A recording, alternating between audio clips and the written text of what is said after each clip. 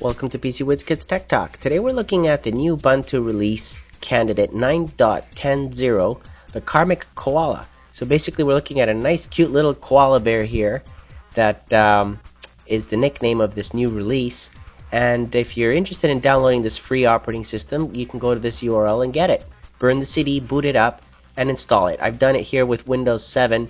I do have a newer system, of course, but here are the minimum desktop requirements.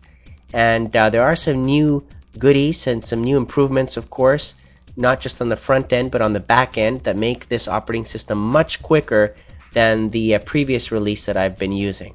So in 9.10, right off the bat, when you boot up, the boot screen is different, the login screen is improved, the speed is much faster now in booting up for sure.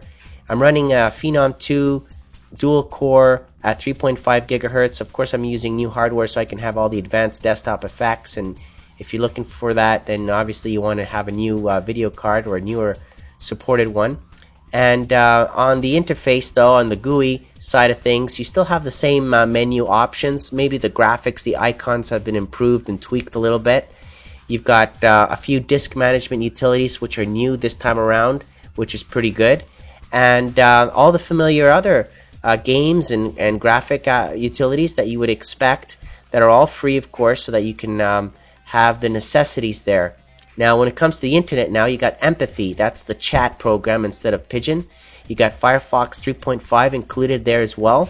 And then you've got all the standard things. But now they've included Ubuntu One, which is basically a cloud of 2 gigs of shared space on the internet that you can access at any time to share your files, store, or save things. You've got also the regular Office and burning software that comes with it. That was there before, so nothing's new there with respect to these apps. Now, I installed the ATI Catalyst drivers and made sure that I was able to get the advanced desktops to work hassle-free. If I wanted to install more software, I'd go into the Ubuntu Software Center. This has been revamped.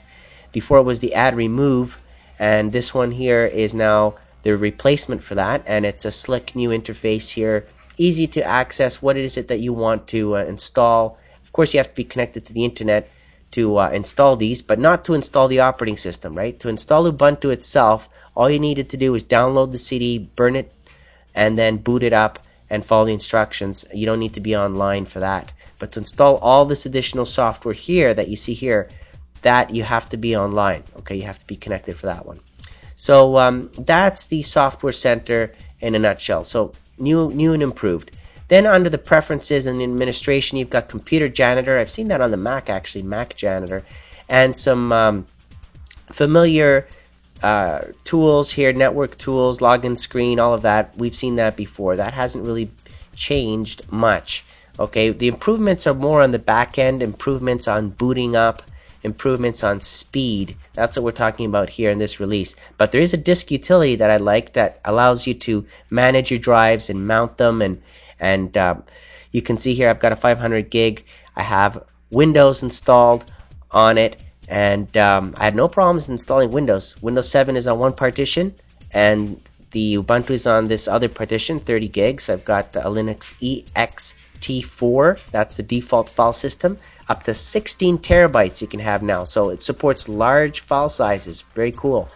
And as you can see here, all these nice little options to manage your drives. So accessing your Windows drive from Ubuntu, no problem. And I even installed it twice just to make sure that it was indeed hassle-free, and it was pretty easy. No complaints there on installing it.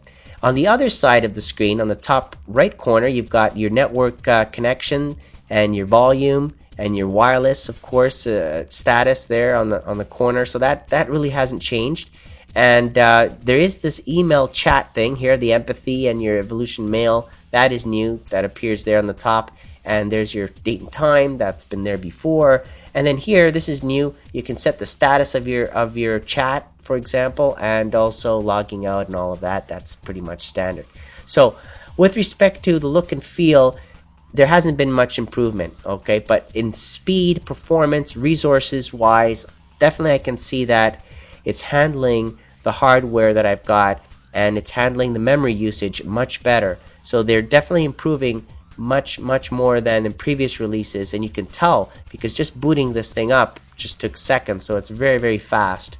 And accessing my Windows drive, again, very easy, no problems there. And we'll be reviewing things more in detail, actually, like the advanced desktop effects and other types of add-ons that came with it, more in detail. So watch for part 2 and part 3 coming up soon. This is part 1, just an intro. I am pleased with the results. Didn't have any crashes, smooth, and basically what you would expect from an Ubuntu operating system. So not bad at all. Pleased to get this final release here up and running and tested, and I hope you guys give it a try if you haven't. And we'll be seeing more of all of this in my next video on Ubuntu. So anyways, I hope you enjoyed this video, and thank you for watching.